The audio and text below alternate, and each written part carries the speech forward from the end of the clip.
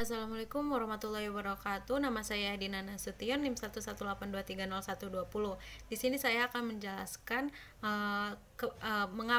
mengapa pendaftaran tanah di Indonesia sangat penting. Nah, sebelum ke topik tersebut, saya akan menjelaskan apa pendaftaran tanah itu sendiri. Nah, pendaftaran tanah merupakan kegiatan yang dilakukan oleh negara atau pemerintah secara terus-menerus dan berkesinambungan, berupa pengumpulan keterangan dan data mengenai tanah-tanah tanah-tanah di wilayah tertentu, berupa pengolahan data, pengumpulan data dan penyajian data bagi masyarakat yang berkepentingan untuk mendapatkan jaminan hukum. Nah, mengapa pendaftaran tanah sangat penting di Indonesia? Satu, kondisi masyarakat saat ini, di mana tanah merupakan satu fasilitas tempat tinggal. Nah, fasilitas tempat tinggal bagi masyarakat. Dua, fasilitas sebagai aset dan usaha masyarakat. Nah, kondisi masyarakat Indonesia saat ini masih banyak di mana usaha-usaha yang mereka dapatkan itu bersumber dari tanah, seperti pertanian dan perkebunan atau agraris. Mengapa pendaftaran tanah di Indonesia sangat penting? Nah, kondisi masyarakat Indonesia saat ini masih bergantung pada kegiatan-kegiatan dan usaha-usaha yang bersifat agraris seperti perkebunan dan pertanian, sehingga banyak masyarakat yang melangsungkan kehidupannya yang bersumber dari tanah tersebut.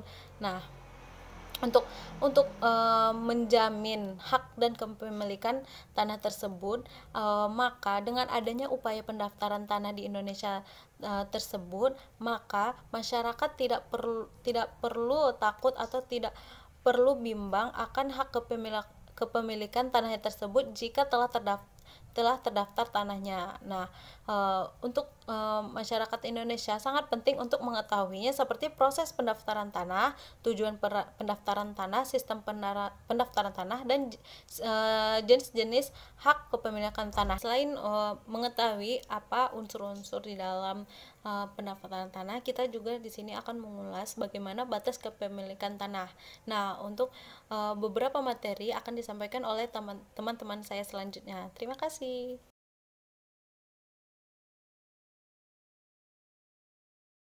Di sini saya akan menjelaskan tentang hubungan negara dengan tanah. Ada dua, yaitu pada masa kolonial dan pada masa reformasi. Pada masa kolonial ada 4 karakteristik yang melekat pada masa itu, yaitu eksploitasi, dominasi, diskriminasi, dan dependensi. Jadi, negara merupakan sebagai pemilik kekuasaan hak-hak atas tanah.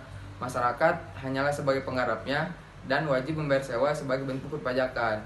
Sedangkan pada era reformasi, negara tidak lagi menerapkan sistem domain fracklaring, melainkan ada suatu hubungan mengatur dan masyarakat bisa memiliki tanah dengan mengajukan hak milik atas tanah.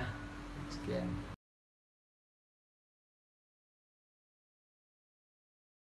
Assalamualaikum warahmatullahi wabarakatuh. Nama saya Safira Fitri, NIM 118230114. Kenapa di Indonesia sering dilakukan pendaftaran pertama kali dengan jenis sporadik? Yang pertama, memerlukan rencana kerja jangka panjang dan tahunan. Yang kedua adalah berkasnya pun rumit dan ribet dalam mengurusnya. Yang ketiga adalah biayanya pun mahal. Dan yang keempat adalah tidak tahu tujuan pendaftaran tanah tersebut. Jadi menurut saya, ketika kita ingin mendaftarkan tanah, kita harus tahu dulu tujuan dari pendaftaran tanah. Tujuan pendaftaran tanah ada 3, yaitu pertama untuk memberi kepastian hukum dan perlindungan hukum.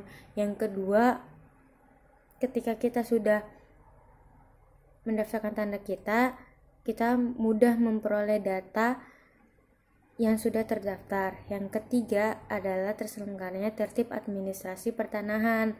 Nah, jadi kita harus tahu dulu apa tujuan dari pendaftaran tanah itu.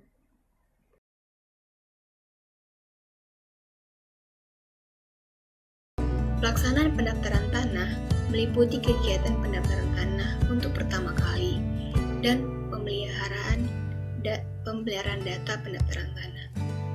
Pendaftaran tanah untuk pertama kali adalah kegiatan pendaftaran yang dilakukan terhadap objek pendaftaran tanah yang belum didaftar berdasarkan Peraturan Pemerintah Nomor 10 Tahun 1961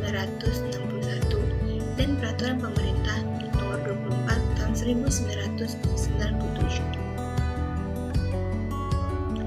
Pendaftaran tanah untuk pertama kali dilaksanakan melalui pendaftaran tanah secara sistematik dan pendaftaran tanah secara sporadik. Dalam proses pendaftaran tanah, kita akan mendengar istilah adjudikasi. Kegiatan adjudikasi pendaftaran tanah merupakan prosedur khusus yang dilakukan untuk pemberian status hukum atas bagian-bagian tanah kepada pemilik yang benar-benar berwenang, di mana adjudikasi pendaftaran tanah bisa dilakukan secara sistematis dan secara sporadik.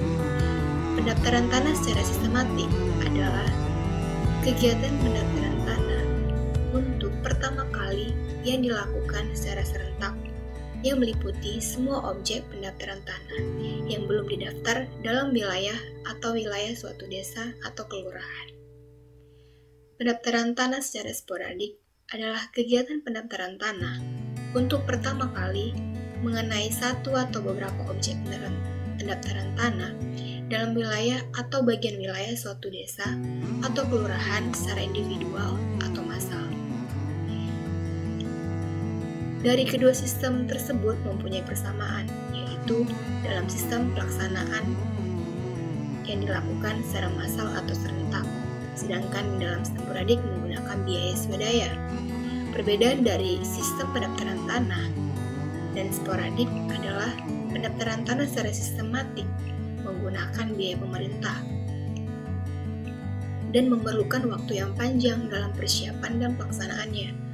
Semua objek pendaftaran tanah didaftarkan, sedangkan pendaftaran tanah sporadik menggunakan biaya pribadi, tidak memerlukan waktu yang panjang dalam persiapan dan pelaksanaannya. Lebih lama mendapatkan data mengenai bidang-bidang tanah yang akan didaftar dan hanya satu atau beberapa objek pendaftaran tanah yang didaftarkan.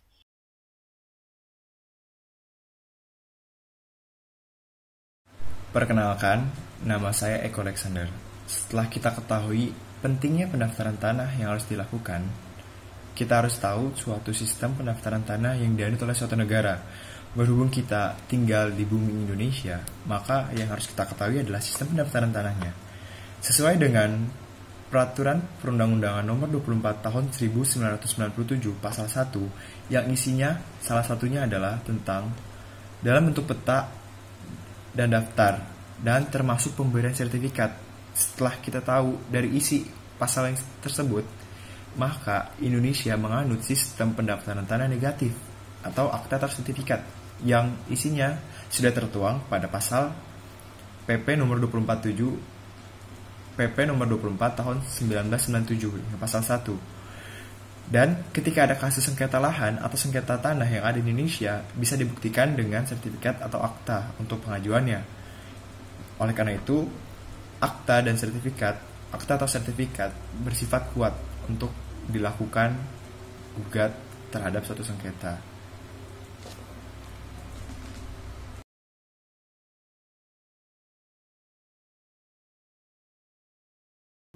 Perkenalkan, nama saya Agung Dwi Santoso dari kelompok 3 ingin menjelaskan tentang jenis-jenis hak atas tanah dan batasan-batasan kepemilikan atas tanah.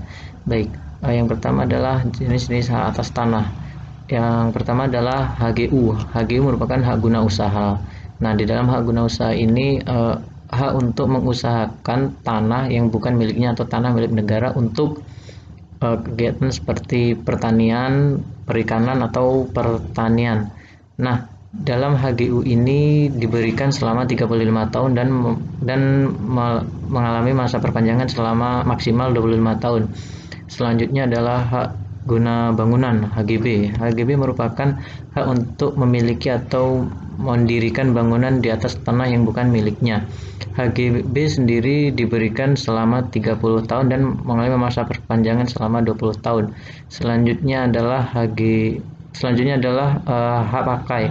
Hak pakai ini sama seperti sewa menyewa, tetapi di dalam sewa menyewanya ini menggunakan pihak ketiga, yaitu pejabat resmi seperti BPN. Yang terakhir adalah hak milik. Hak milik ini adalah hak turun-temurun, hak yang tertinggi yang dimiliki orang atas tanah. Nah, selanjutnya adalah batasan-batasan kepemilikan atas tanah. Nah, di dalam kepemilikan tanah ini ada dua jenis, yaitu tanah yang pertanian dan tanah yang non-pertanian. Untuk tanah pertanian sendiri, masing-masing orang tidak boleh memiliki tanah seluas lebih dari 20 hektar. Nah, untuk yang non pertanian seperti pemberian hak milik atas bangunan rumah tinggal, itu luasnya tidak boleh lebih dari 600 meter persegi. Sekian.